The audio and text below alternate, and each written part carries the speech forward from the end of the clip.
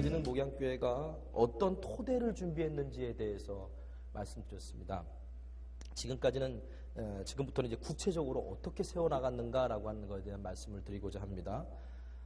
첫 번째는요, 속회가 무엇인지 처음부터 다시 가르쳤습니다. 그냥 항상 있었기 때문에 모이는 속회, 우리가 거의 모든 속회들이 어떨 때는 그렇게 모일 때가 있지 않습니까? 그냥 이전에 모여왔기 때문에 그냥 모이는 속회에 대해서는 어떤 역동성을 찾기가 쉽지 않습니다. 속회 공과를 읽는 것만으로 속회를 드렸다라고 하는, 속회를 모였다라고 하는 생각에 대해서 그리고 나서는 열심히 그렇게 그냥 예배만 드리고, 그리고 그 다음부터는 온갖 세상적인 이야기만 하다가 집으로 들어가는 속회에서 무슨 삶의 변화가 일어날까요? 그래서 속회가 무엇인지에 대해서부터 가르치기 시작했습니다. 속회가 무엇인지 계속 주지시키는데 설교 시간을 통해서 또 저희 교회 주보도 한 16페이지 정도 되는 주보입니다. 일단은 되도록이면 말씀을 전문은 다 아니더라도 많이 요약된 본문을 실어주려고 노력을 하고요. 그리고 그 안에 속회 교재도 있는데 사성교회 교재랑 별로 이렇게 다를 바 없습니다. 왜냐면 비슷한 마인드가 있기 때문에. 그래서 그렇게 교재를 싣고요. 그리고 속장 교육이나 세미나 혹은 속회에 대한 간증, 주보에 대한 글 이런 걸 통해서 계속해서 속회를 왜 참석해야 되는지에 대한 계속한 그런 목적을 말할 기회를 자주 갖습니다.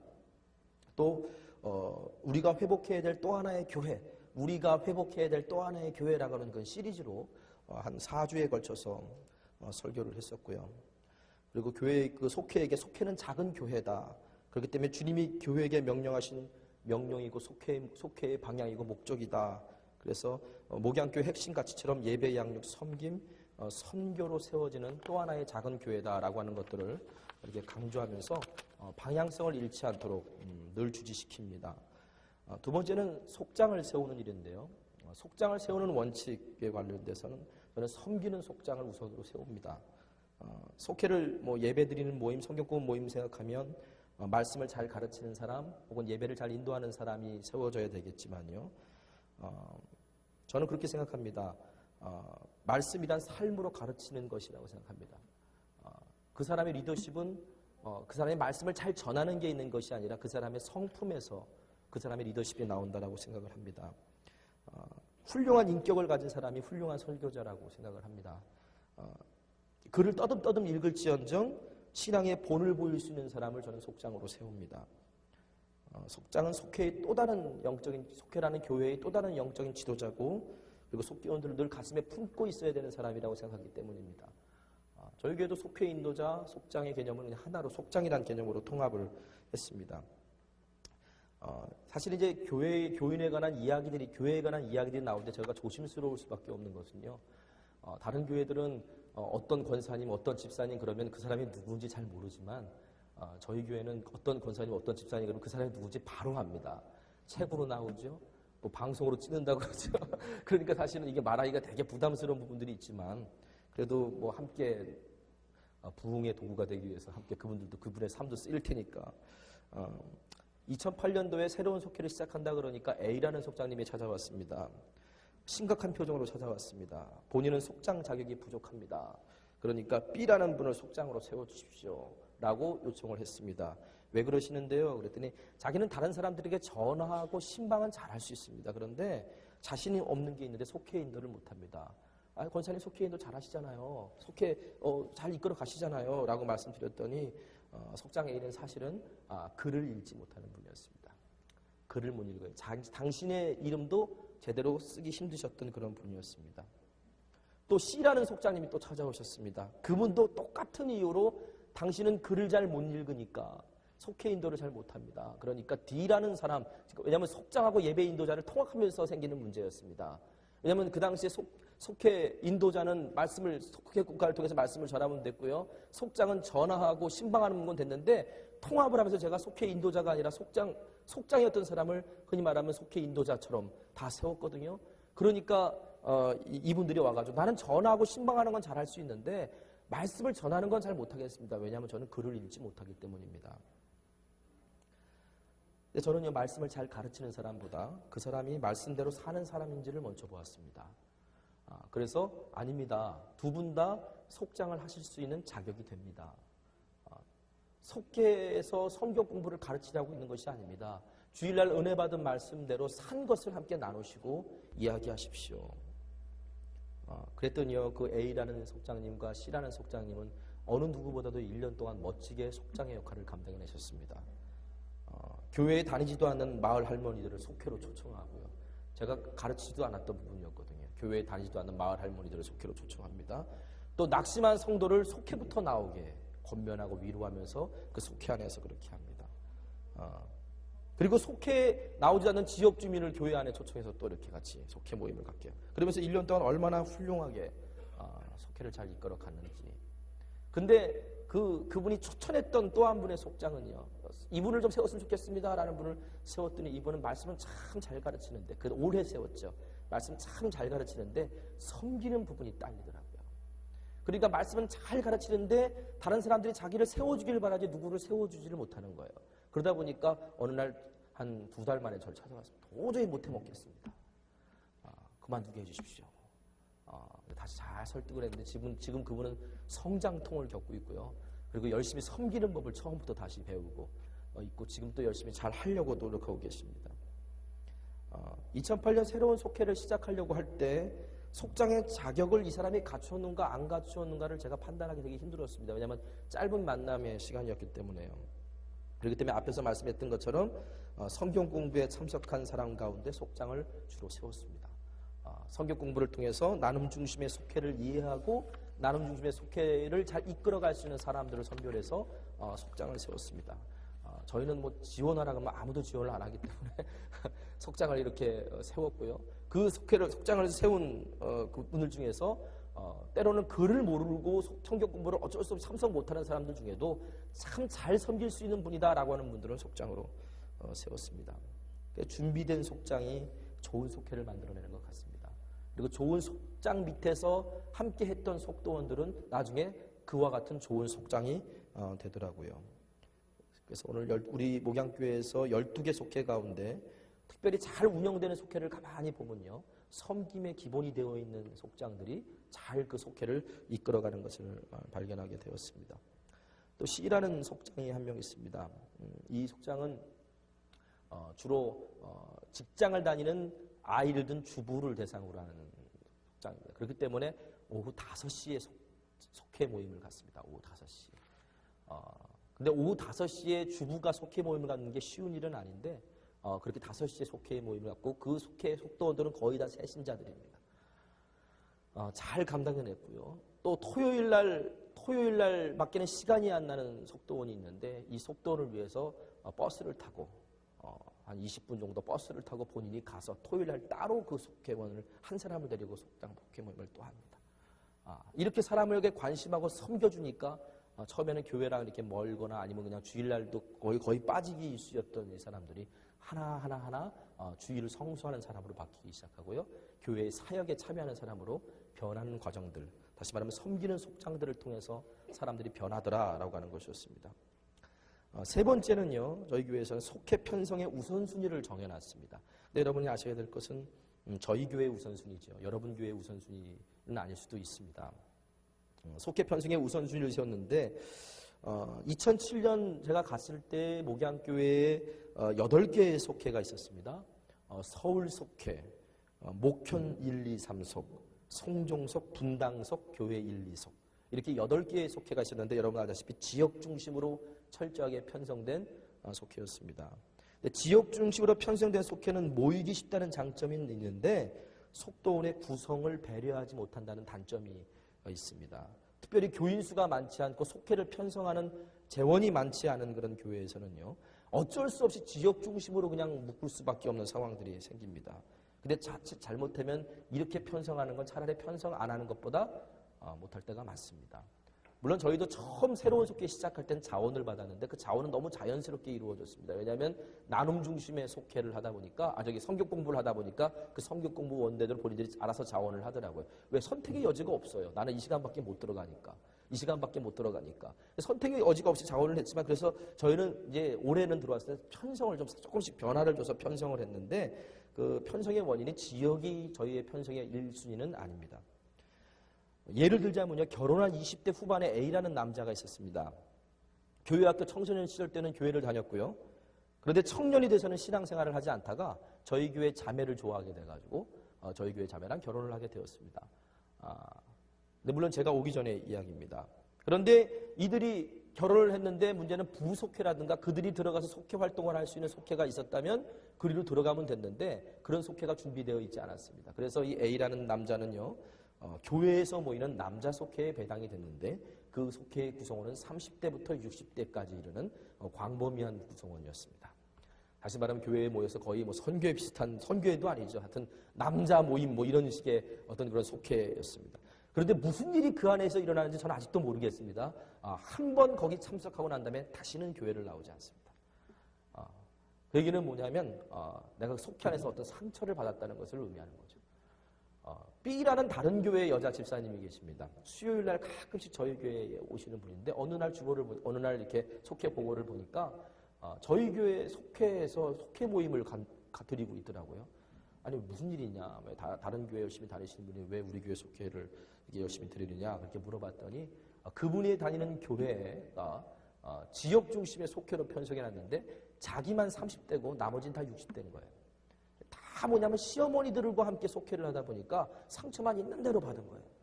그리고서는 이것을 어떻게 할까 하다 보니까 자기 윗집에 있는 그 윗집 엄마가 속회 모임일 때 너무 좋아 보이거든요. 근데 거기 함께 참여하게 된 거예요. 그러면서 거기서 위로받고 회복되고 그러고서 또다시 자기 본교회 가고 이런 일들이 벌어지고 봤습니다. 이 두 이야기들은요, 속회 편성에서 우리에게 시사하는 바가 큽니다. 작은 교회들이 속회 편성 인원이 많지 않습니다. 그렇기 때문에 당연히 속회 편성에는 한계가 있습니다. 더구나 저희 교회같이 지역적으로 광범위한 지역에 있는 교회는 더더욱 그렇습니다. 적은 인원, 광범위한 지역, 그리고 모이기 힘든 좋지 않은 환경에서 속회 편성을 어떻게 해야 될까? 저는 그것을 우선순위라고 생각을 합니다. 분명한 원칙과 우선순위를 두자라는 거였습니다. 우리 교회만의 우선순위라고 여러분 아시면 될 것 같고 여러분 교회 안에 적용할 수 있는 부분들을 적용하시기 바랍니다. 첫 번째는 속장의 수만큼 속회를 편성했습니다. 속장의 자격을 갖춘 사람만큼만 속회를 편성했습니다. 준비되지 못한 속장이 있는 속회는 오래 못 가거나 차라리 그냥 속회 인원이 많아도 한 사람이 준비된 속장이 감당하는 것이 훨씬 낫다고 생각했기 때문입니다. 때로는 어쩔 수 없이 속회를 만들 때가 있습니다. 속장이 없는 때. 그럴 때는요, 겸속을 하게 합니다. 주일 속회에 드리는 속장님이 평일 속으로도 겸속을 같이 하게 합니다. 물론 그분에게 부담되는 일일지 모르겠지만 준비되지 못한 속장을 세우는 것보다 준비된 속장을 세우는 것이 낫다. 그리고 또 하나는요, 속장을 직분과 연장자의 순으로 세우지 않습니다. 저희 교회 부속회 하나 가운데는요, 속장이 집사인데 속회원이 권사들도 있습니다. 남자 속장이 집사고 권사가 남자 속도원이에요. 왜냐하면 집사인 남자 속장이 훨씬 더 속회인들을 잘하고 잘 섬겨요. 근데 너무나도 재미있게 잘 적응해 나가는 그 속회 모습을 바라보게 됩니다. 속장의 자격만큼 속회를 편성하십시오라는. 두 번째, 저희 교회는 연령대를 고려했습니다. 연령대를 고려했습니다. 물론 연령대를 완벽하게 맞춘다는 건 쉽지 않습니다.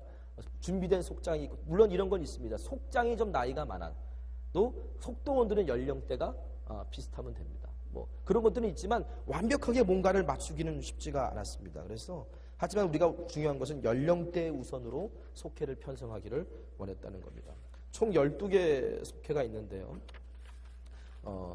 부부 속회가 3개가 있습니다. 그 부부 속회 하나는 50대 부부들이 모이는 속회입니다. 그런데 그 50대 부부들이 모이는 속회지만 어쩔 수 없이 30대 부부도 한 가정이 들어가 있습니다. 어쩔 수 없는 사이, 우선순위를 따지다 보가 결정된 부분들이고요.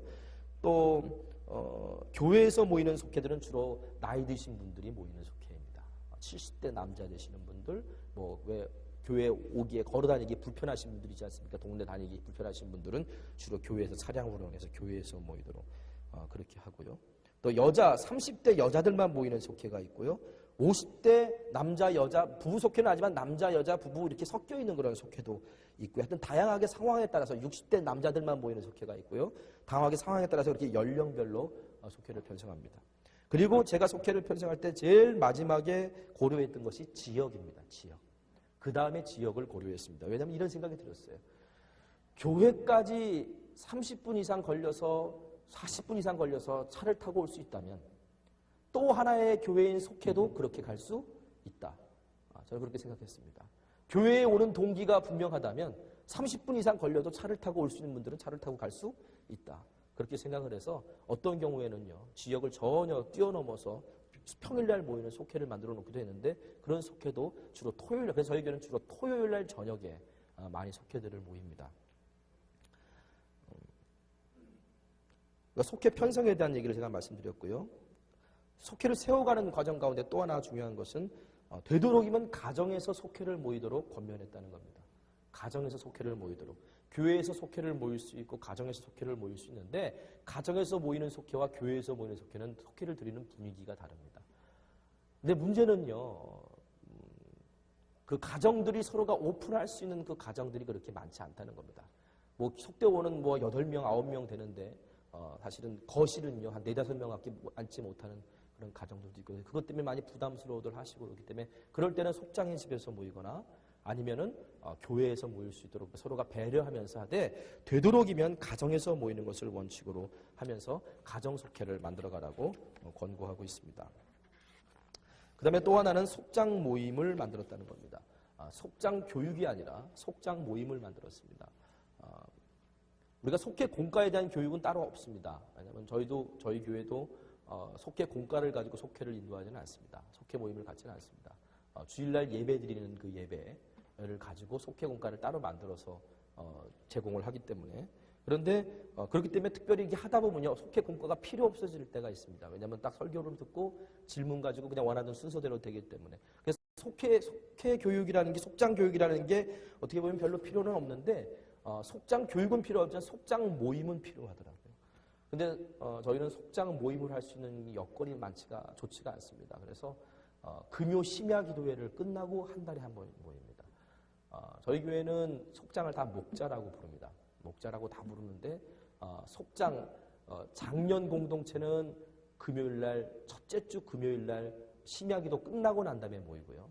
그 다음에 교육 공동체는 셋째 주 금요일날 심야 기도 끝나고 모입니다. 모여서 무엇을 하냐? 예배를 드립니다. 심야 기도회 끝나고 또 예배를 드리고 또 함께 서로의 이야기를 나누고 또 함께 기도하고 하는 그런 중보하는 시간을 갖고, 또 어떤 제가 생각하고 있는 속회에 관한 이야기, 제가 생각하고 있는 교회에 관한 이야기를 그때 또 함께 같이 나누는 그런 시간들을 갖습니다. 저희 교회는 이런 5가지 단계를 통해서 새로운 속회를 세워나가는 어떤 그런 과정들을 밟았습니다. 그렇다면 저희 교회 속회의 특징이 뭔가, 어떤 특징들이 저에게 있는가라는 생각들을, 저희 교회에 있는가를 생각해 보았습니다. 기존 속회의 문제점들을 진단하고 2008년 새롭게 속회를 시작했더니 속회가 새롭게 변화되는 경험들을 하게 되었습니다. 1년 만에 정말 놀라운 양적인 뿐만 아니라 영적인 변화가 일어났습니다. 설교 말씀과 묵상을 통해서 은혜를 나누는 시간, 서로 중보하는 시간들이 늘어나기 시작을 했고요. 속회를 모이는데 2시간 이상씩 모입니다.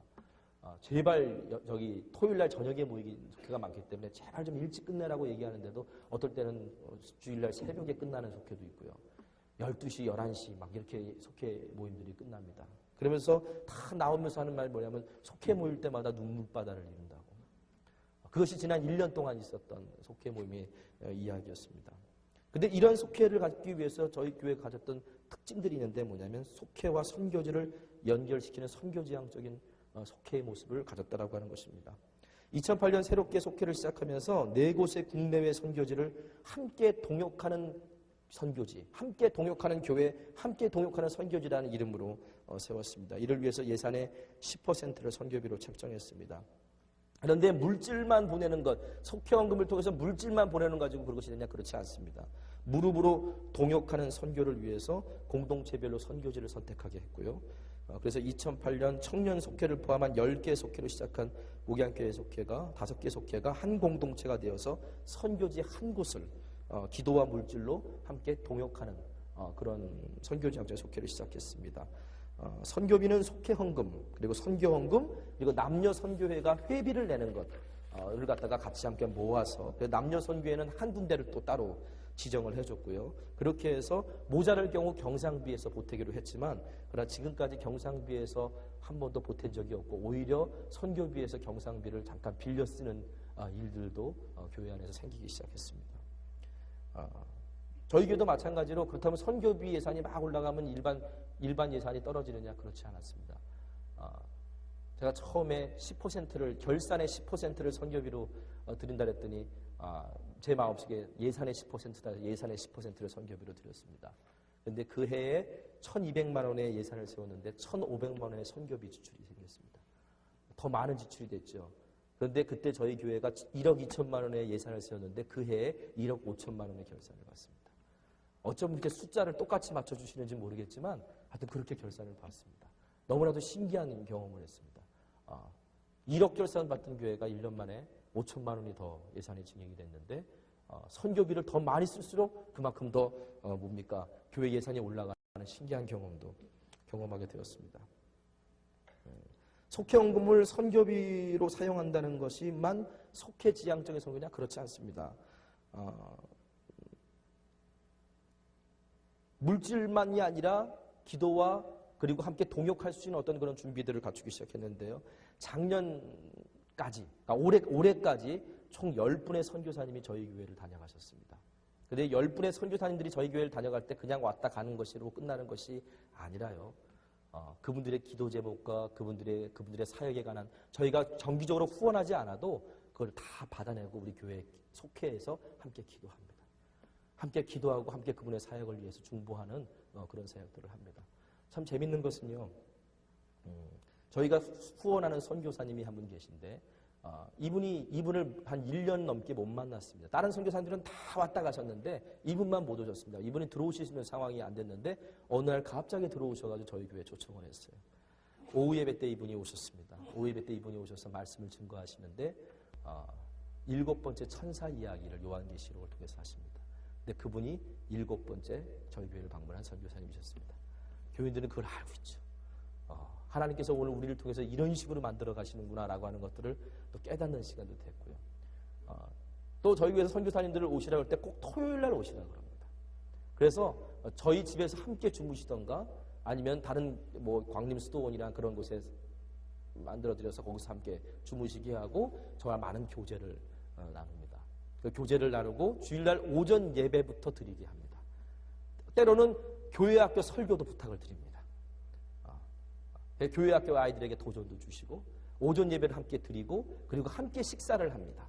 교우들은요 그분과 함께 식사하고 함께 예배드리고 하는 그 모습을 통해서 그분들을 더 가슴들에 새기게 되고 더 많은 이야기들을 나눌 수 있는 시간을 갖게 됩니다. 저희 교회가 어떤 교회냐면요. 선교사님들이 헌금하고 가는 교회입니다. 여러분 선교사님들이 헌금하는 교회 보셨습니까? 어떤 선교사님이 저희 교회에 오셨다가 저희 집에서 하룻밤 주무시고 이제 그 다음날 주일날 됐는데 하나님이 아침에 옥합을 깨라 이런 음성을 주셨대요. 이게 무슨 말인가 했더니 다른 곳에 선교 보고하러 다니면서 받으신 사례 있지 않습니까? 그걸 다 이 교회에 갖다 바치라. 어느 날 예배를 끝나고 났는데 그 선교사님 보냈는데 재정부장님이 찾아와서 목사님 웬 중국 돈이 있어요? 그러는 거예요. 무슨 말이에요? 중국 돈이 받더니요. 당신이 어디 가서 사례비 받은 걸 갖다 저희 교회에다 다 바치고 간 거예요. 전화를 했습니다. 이게 무슨 일입니까? 하나님이 바치라 했습니다. 하나님이 바치라 했습니다. 옥합을 깨라고 하셨습니다. 여리고성은 무너뜨렸는데 아이성 앞에 지지 않게 하기 위해서 누군가 옥합을 깨라 제가 옥합을 깼습니다. 놀라운 사실은 그 이후로요. 저희 교회 안에 영적인 분위기가 확 더 달아오르기 바뀌기 시작했습니다. 교회들이 그거 다 압니다. 어떤 선교사님이 또 오셨습니다. 저랑 같이 얘기를 나누고 그리고 같이 기도하다가 그리고 나서 그 다음 날 됐는데 또 재정부장님이 오셔서 하시는 말씀이 이 선교사님이 글쎄 이만한 액수의 헌금을 하고 가셨다고 깜짝 놀랐습니다. 뭐냐고 다시 전화를 드렸더니 당신이 선교센터 세운다고 누가 종잣돈을 주셨는데 이 교회에서 예배드리다 보니까 이 종잣돈을 여기다 바쳐야 되겠다는 생각이 들었다는 거예요. 그래가지고 어린이 도서관 헌금으로 드렸습니다. 근데 그 어린이 도서관 헌금이 없었다면요 저는 이 어린이 도서관을 못 세웠습니다. 왜냐하면 포기했기 때문에 너무 힘들고 어려운 과정들이 있어서 포기했는데 선교사가 종잣돈으로 드리고 간 헌금이 있으니까 하나님이 하라고 하신 얘기지라고 그냥 끝까지 밀어붙였는데 하나님이 그걸 감당하게 하셨어요. 저희 교회가 그런 교회입니다. 이런 얘기를 하면 다른 목사님들이 두려워서 이제 안 오려고 그래요. 이 교회 가면 또 헌금하는 거 아니야. 근데 그럴 때만 느끼는 게 뭐냐면 하나님이 계속 우리에게 이런 열정들을 불어넣어 주시는구나. 교인들이 이런 얘기를 듣고 이런 얘기를 알고 하다 보니까 본인들 안에서 끊임없는 하나님 나라에 대한 소망들이 일어나기 시작합니다. 2009년 들어왔습니다. 어느 날 기도하는데 이런 마음을 주십니다. 미국발 경제 위기로 환율이 치솟았습니다. 교인 헌금도 줄어들기 시작하면 힘들어지는 일들이 벌어지기 시작하더라고요. 근데 이런 음성을 주십니다. 너희도 힘든데 선교지에 있는 선교사들은 얼마나 힘들겠느냐. 그래서 기획위원회를 모으고 재정위원회를 모여가지고 예산을 세울 때 이렇게 결정했습니다. 환율이 오른 것만큼 선교비를 증액합시다. 어느 누구도 반대하지 않았고 한 곳의 선교지를 오히려 더 추가해서 그래서 선교사를 기도하기 시작했습니다. 그리고 후원하기 시작했습니다. 어떻게 보면 이것이 속회 안에서 끊임없이 이분들의 기도 제목이 제공되어지고요. 이분들이 하는 사역이 제공되어지고요. 그리고 이분들과 함께 할 수 있도록 당신들은 지금 이곳에 무릎으로 기도하지만 당신은 그곳에 함께 있습니다라고 하는 것들을 늘 속회 안에서 중보하며 나아갈 때 속회 안에서 영적인 변화들이 속회 안에서 귀한 교회의 사명들이 나타나는 것들을 발견하게 되었습니다. 두 번째 목양교회 속회의 특징은 변화와 회복을 지향하는 나눔 중심의 속회입니다. 2008년 들어오면서 변화와 회복을 지향하는 나눔 중심의 속회를 시작을 했는데 속회에 수동적으로 참석하는 사람들이 적극적으로 참석하는 일들이 생기기 시작했습니다. 보통 속회 안에서 삶을 나누라 그러면 신변 잡기를 늘어놓는 경우들이 종종 있습니다. A라는 부부 속회가 있습니다. 새롭게 생긴 속회인데 어느 날 보니까 그 속회가 잘 못 모이고 있어요. 그 얘기를 가만히 들어봤더니 왜 그런가 봤더니 이 부부 속장이 자기들의 가정의 문제를 가지고 자꾸 속회 안에서 너무 질질 끄는 것들을 바라보기 시작했습니다. 안 되겠구나. 자기들의 신변 잡기를 가지고서 그리고서 속회 문제를 나누는 것이 아니라 철저하게 말씀 중심의 나눔을 하도록 훈련시켜야겠구나. 보통 많은 변화가 일어난 속회들을 보면요. 말씀 주지. 그날의 말씀을 가지고서 묵상한 것과 그날의 말씀을 가지고 삶에 도전했던 것들, 그런 것들을 적용한 속회들이 더 많은 성장들을 하게 됩니다. 그러면 그 교회에서 그런 것들을 뒷받침해 줘야 되잖아요. 저희 교회 같은 경우는 작년부터 어린아이까지 동일한 말씀 묵상 교재를 사용합니다. 그래서 새벽 예배는 어떤 말씀 묵상 교재를 가지고 그거 갖고 진행을 하고요. 주일날 오후 예배는 제가 그 중에서 일주일 동안 하나님이 가장 강하게 주셨던 말씀을 교우들과 함께 다시 나누고 때로는 간증자를 세워서 간증하게 되는 찬양 예배로 드립니다. 아이들도 여전히 아이들에게도 말씀 묵상 훈련을 시킵니다. 제 아이들이 말씀 묵상하는 거 보니까 우리 교회 아이들도 말씀 묵상할 수 있다는 생각이 들어서 말씀 묵상 교재로 모든 것들을 다 통일을 시켰습니다. 그래서 성경 공부가 아니라 역시 아이들도 선생님들과 함께 말씀을 나누는 삶을 시작합니다. 그래서 저희 교회는 교육 공동체도 교사라는 단어를 쓰지 않고 목자라는 단어를 씁니다. 그리고 성경 공부 공과 시간이라고 얘기하지 않고 목장 모임이라고 얘기합니다. 그래서 저희는 8개 공동체 24개 목장이 있는 교회라고 저는 말씀드립니다. 나눔 중심의 속회의 가장 큰 장점은 뭐냐면 성도의 가정의 변화와 회복을 일으킨다는 사실입니다. 여러분, 자기가 알코올 중독자인 걸 사람들이 모르고 있었는데 자기가 알코올 중독자였던 걸 사람들에게 교우들 앞에서 그것을 간증하고 선포한다는 게 쉬운 일일까요? 어려운 일이죠. 그런데 이 새로운 속회를 통해서 나눔의 속회를 하기 시작하면서 자기의 문제를 교우들에게 나누기 시작했고요. 또 예배 시간에 교인들에게 간증하기 시작했고요. 이러면서 자기의 삶의 알코올 중독이 치유되는 그런 은혜와 경험도 하게 됐습니다. 교회 안에서 곳곳에 속해서 이렇게 변화와 회복의 일들이 일어나기 시작을 하니까 사람들이 속회에 대한 기대감과 속회에 참여하는 것들이 늘어나기 시작을 했습니다. 세 번째, 우리 목양교회는요, 부부 속회에 중점을 둡니다. 사실은 속회 편성에서 제가 말씀을 안 드렸는데 거의 1순위가 부부 속회일지는 모르겠습니다. 3개의 부부 속회가 있습니다. 처음에 시작할 때는 2개의 부부 속회로 시작했는데요. 30대, 40대, 50대 연령대를 고려해서 편성을 합니다. 처음에 부부 속회 참석하니까 사람들이 되게 부담스러워하고 힘들어합니다. 그런데 지금은 그 부부 속회가 우리 교회의 모든 것들을 끌고 가는 핵심적인 멤버들이 되었습니다.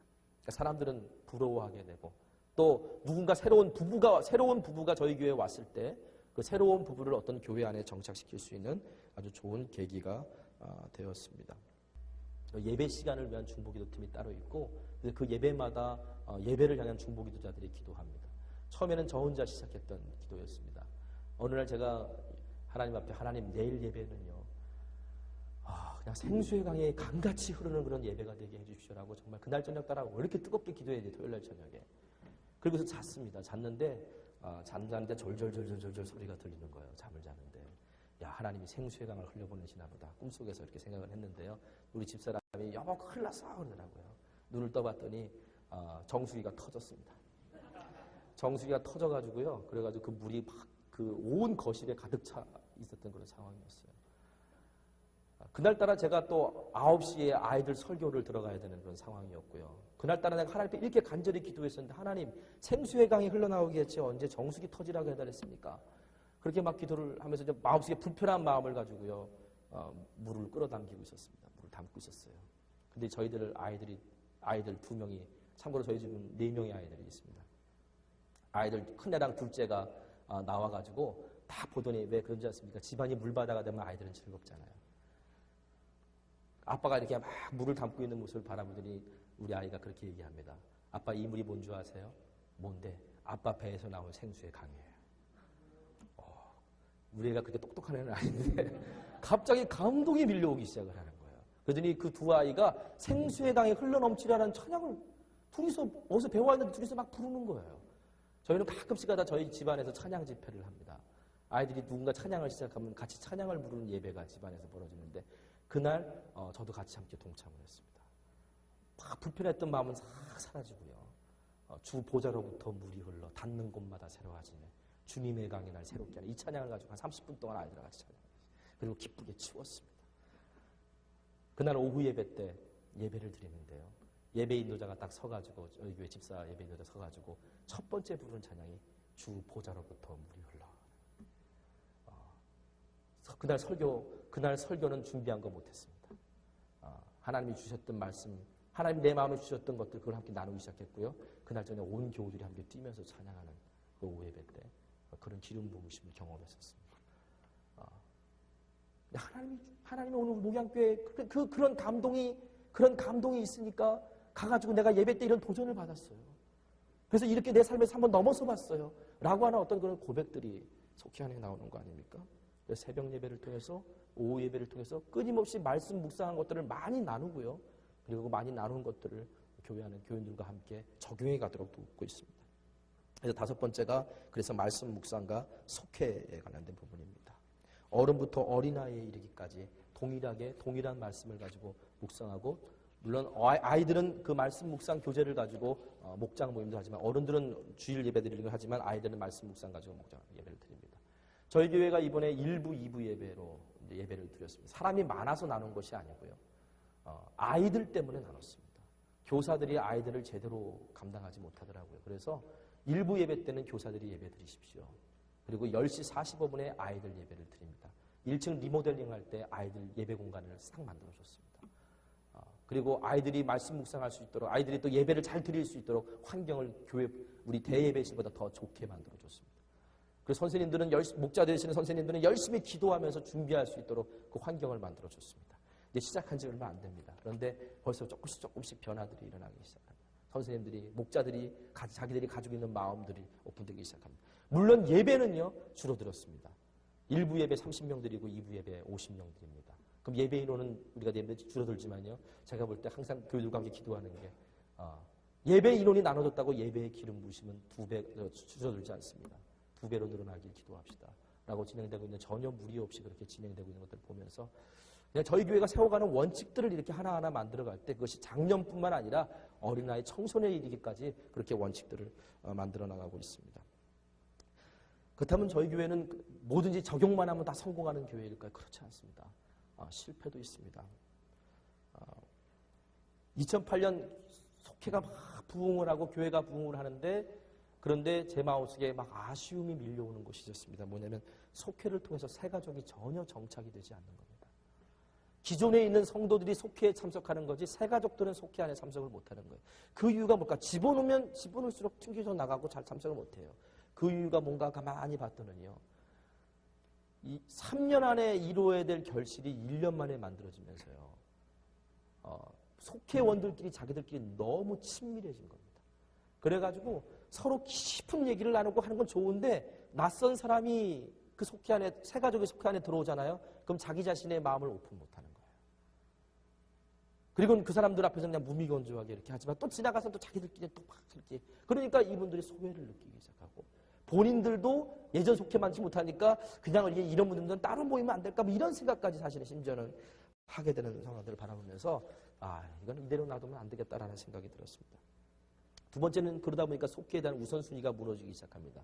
10월 달까지는 잘 모였는데 11월 달 한 달에 물론 교회에 어떤 부분들이 있긴 했지만 교회에서 모이는 속회들이 너무 많아지기 시작한 거예요. 어떤 날 보니까 6개, 7개 속회가 교회에서 모이고 있더라고요. 마음이 막 너무 아프더라고요.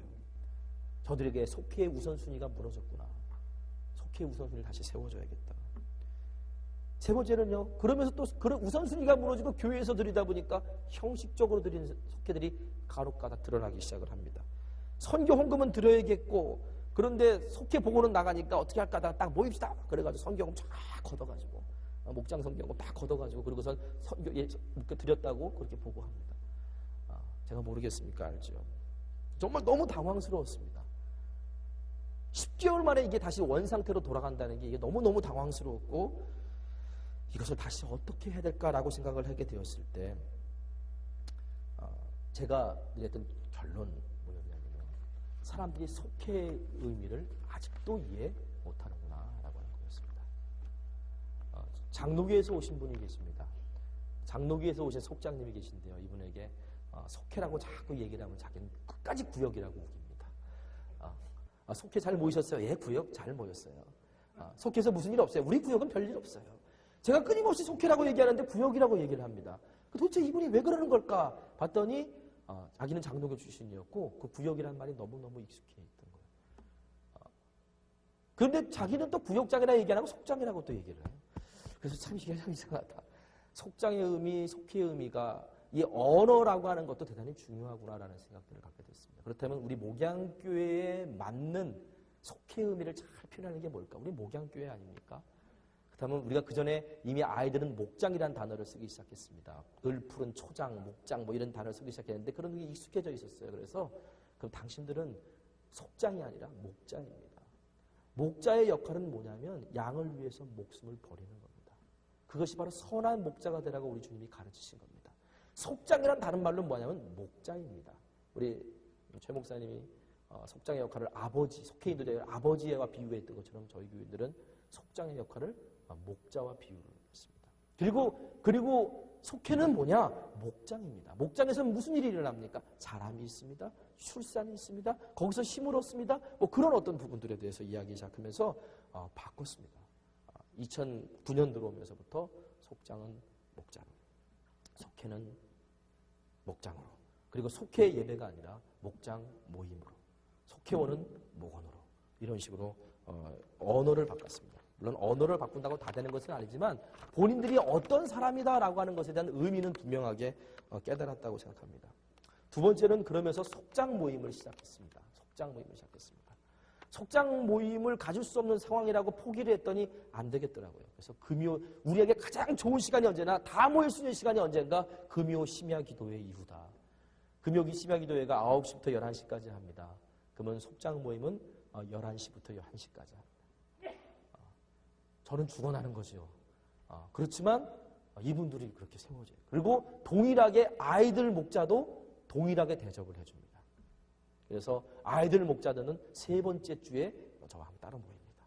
그래서 어떤 목자는 아이들 목자하면서 작년 목자인 분은 저처럼 두 번을 모이는 분도 계시지만 그걸 감당하면서 그렇게 모입니다. 그 모임 가운데 같이 예배하고 기도하고 중보하고 같이 똑같이 속장 모임 안에서 드려지는 그런 것들과 함께 나누고 서로의 아픔을 나눌 수 있는 속장 모임을 갖습니다. 또 이런 문제들에 대해서 분명하게 해결하기 위해서 세 번째 선택했던 것이 말씀 묵상을 생활화하도록 하는 거였습니다. 그래서 그런 부분들에 대해서 사실 제가 말씀 묵상에 대한 이야기를 한 것은 2009년 들어오면서 바꾸기 시작한 겁니다. 새로운 속회에 대한 문제점들을 진단하고 이것들을 끊임없이 점검해 주지 않으면 안 되겠다라는 생각을 통해서 말씀 묵상을 생활하기 시작했습니다. 그래서 예배 때마다 그걸 적용하기 시작했고 속회 모임 시간에 그 말씀 묵상에 대한 은혜들을 함께 나누게 했고요. 저희 교회들은 거의 의무적으로 말씀 묵상 교재를 사야 됩니다. 말씀 묵상 교재를 의무적으로 삽니다. 그래서 사실은 이런 것 좀 하지만 예전에는 생명의 삶이라는 교재를 썼는데 한 달에 한 번 나오는 교재였잖아요. 그러니까 재정적으로 부담이 많이 돼서 교재가 중요한 게 아니기 때문에 사실은 2달에 한 번 나오는 교재가 있습니다. 아이들도 2달에 한 번 나오는 교재가 있어요. 가격도 더 저렴합니다. 그래서 그 교재를 사실은 사용을 합니다. 그 교재를 사용하면서 전체 교회를 이렇게 하나로 통일하는 그런 어떤 시간들을 했습니다. 또 하나는요, 새가족 정착이 왜 안 되냐 그런 부분들이 있었지 않습니까? 근데 가만히 봤더니 새가족들이 들어갈 수 있는 속회가 다양하게 준비가 되어 있지 않더라고요. 저희 교회 같은 경우는 교회가 작다 보니까 그냥 교회가 가지고 있는 형편에 따라 속회를 편성하는데 새가족들이 들어왔을 때 그 사람에 맞는 여건에 맞는 속회에 들어가신 속회가 없더라고요. 그래서 새 속회를 더 증설을 했습니다. 좀 무리를 하긴 했지만 새 속회를 더 증설하면서 어떤 부류의 새가족이 와들어도 그 새가족이 그 속회에 들어갈 수 있는, 그래서 속회 이름도 조금씩 조정을 해가면서 그러면서 새 속회를 증설을 했고요. 그래서 2008년도에 평균 속회 인원 모이던 인원이 40명이었는데 2009년에 들어와서는 10명이 더 늘었습니다.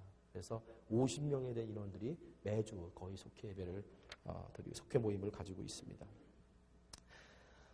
제가 말씀을 좀 정리할까 합니다. 시간도 이제 다 됐고요. 2004년 9월 7일 날 하나님이 저한테 너는 부흥의 도구가 되라라고 하는 비전을 주셨습니다. 목회를 시작한 지 10년 만에 뭔가 하나님이 허락하신 비전을 붙드는 목사가 되었습니다.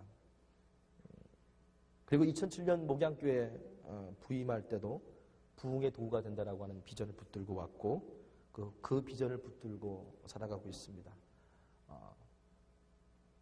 아주 작은 교회입니다. 연약한 교회입니다. 매달 버텨나가기 힘들었던 교회였습니다. 특별 새벽 기도회를 처음 시작을 했는데요.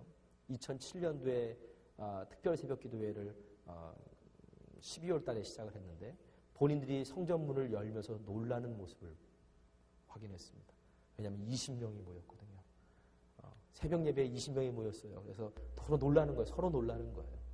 그 다음에 40일 새벽 기도회를 시작을 했는데 그 다음에는요 30명이 넘었습니다.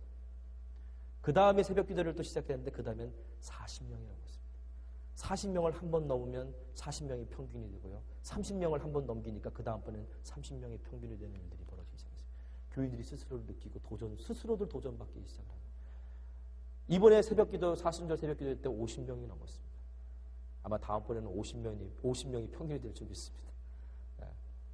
스스로들, 저와 저도 그렇고 스스로들 놀라면서 서로 그렇게 목회하고 있습니다. 하나님께서 부흥의 도구가 되라고 말씀하셨고 저는 그 말씀 붙들고 그냥 순종밖에 없는데 하나님 그렇게 만들어 가십니다. 속회 가면 울다가 와요 라고 말하는 남자 속장님, 50대 남자 속장님의 고백을 저는 기억합니다. 50대 남자가 이런 말 하기 쉽습니까? 속회만 가면 울다가 와요. 울다가 속회 끝나요. 1년 내내 하나님은 그 속회의 울음, 그래서 그 울음을 통해 회복하시는 은혜들을 하나님께서 부어주셨습니다. 저희 교회는 작은 교회입니다. 그러나 저희 교회 교인들을 향해서 저는 이렇게 말합니다. 우리 목양교회는 작은 교회지만 꿈의 크기는 어떤 큰 교회보다 못지않다. 그래서 지난 사순절 예배 때 이렇게 선포했습니다. 우리들의 꿈의 크기는 열방이며 우리들의 사명의 자리는 땅끝입니다. 속회가 바로 이 선포가 이루어지는 곳입니다. 그들이 열방을 품고 기도할 때 그들의 꿈의 크기는 열방이 되었고요. 그들이 아무도 섬기려 하고 않는 곳에 그들이 헌신하고 섬기기 시작했을 때 그들의 사명의 자리는 땅끝이 되는 것들을 그들이 속회 안에서 경험하기 시작했습니다. 이 모든 것들을 가능하게 하신 분이 성령님이셨다라고 말씀드립니다. 사실 제가 목양교회 부임하면서 하나님 앞에 말씀드렸던 게 있어요. 저는 어떻게 목회할지 모르겠습니다. 솔직히 말해서 제가 어떻게 이 문제를 풀어가야 될지 모르겠습니다. 첫 예배를 드리고 난 다음에 아내와 제가 한 말이 있었습니다. 이 문제를 어떻게 풀어가야 되는가. 이 교회 안에서 총체적인 부실이다. 총체적인 난국이다. 뭐 이렇게 표현을 했는데요. 그때 제 마음속에 들었던 생각이 목회 계획을 짜지 말자. 성령님이 인도하시는 대로 가자. 1년 동안 아무런 목회 계획 없이요. 함께 기도하면서 그냥 예배와 양육에만 집중했습니다. 그리고 예배와 양육에만 집중하면서 속회 모임이 생기기 시작했고 속회 모임을 통해서 변화와 회복이 일어날 때 비로소 감당할 수 있는 사역팀들이 생기기 시작했습니다. 어린이 도서관 나무 아래를 개관했습니다. 1년 동안 준비했습니다. 어린이 도서관 팀마다 다니는 곳마다 그분들이 하는 조언이 있는데 전문 사설을 두십시오라는 거였습니다. 전문 사서가 아니라도 유급 직원을 두십시오라고 하는 얘기였습니다. 안 그러면 이거 운영되지 않습니다. 근데 제 마음속에 이런 도전이 생겼습니다. 그거 없이도 가능한 걸 한번 해보고 싶다. 그래서 어린이 도서관 사역팀을 만들었고요. 이분들이 어린이 도서관 학교에 다니기 시작하면서 지금 5명이 풀로 돌아가면서 어린이 도서관을 무료로 자기가 유급이 아니라 자원봉사로 어린이 도서관을 섬기고 있습니다. 차량 봉사는 예전에 어떤 한 분이 다 했습니다. 그런데 어느 날 속회 안에서부터 자기들이 섬기고자 하는 마음이 생기기 시작하면서 저희 교회는 좀 차량 봉사 인원이 부족한 교회가 아닙니다. 4-5명의 차량 인원 봉사자가 대기하고 있습니다. 새벽 예배 때 차량을 도는 사람도 있습니다. 다 평신도고 무급직원입니다. 자원입니다. 교회 청소 하나하나도 다 자원해서 합니다. 그들이 자원해서 선택하게 했고 자원해서 그들이 헌신하게 합니다. 그런데 이것이 과연 가능한 걸까? 그런 어떤 속회의 모임이라든가 어떤 그런 부분을 통해서 본인들이 도전받고 섬기는 삶을 경험하지 못하면 가능한 것이었을까라고 가능하지 않았을 거라고 생각합니다. 그런데 때가 되니까 하나님께서 그 부분들을 감당할 수 있는 사람들을 세워주기 시작을 했습니다. 말씀을 마칩니다. 저는 작은 교회 목사입니다. 물론 이렇게 말하면 저희 교회 지방에 있는 목사는 지방 교회들마다 다 작은 교회는 저희 교회보다 작은 교회들이 더 많은데 사실은 제가 생각할 땐 작은 교회입니다. 우리 스스로 뭔가 하나 버텨나가기 힘든 상황에 있는 교회이기도 합니다. 근데 하나님이 꿈을 주셨습니다. 그리고 하나님이 세우신 교회대로 하나님이 세우신 명령대로 그것을 믿음으로 실천했을 때 될 수 있다는 것을 보여주셨습니다. 그리고 그것을 했고요. 속회의 부흥은 곧 교회의 부흥입니다. 저는 이것을 지금 확인하고 있고요. 제가 상처로 알고 있었던 그 교회에 대한 상처를 오늘 이 자리에서 하나님께서 제가 섬기는 자리에서 하나님께서 치유해 주고 계십니다. 저와 여러분 교회도 동일한 은혜가 있기를 간절히 바랍니다. 저도 이 속회 컨퍼런스 참석하면서 막 또 다른 도전이 생깁니다. 그래. 내가 저희라고 고민이 없겠습니까? 저라고 고민이 없겠습니까? 끊임없이 안 되는 부분들을 가지고 고민하고 있는데 끊임없는 도전들이 일어나고 있습니다. 여러분들 이 도전들을 붙들고 나아가셔서 여러분 교회 안에서 하나님 나라를 세워 가십시오. 마치겠습니다.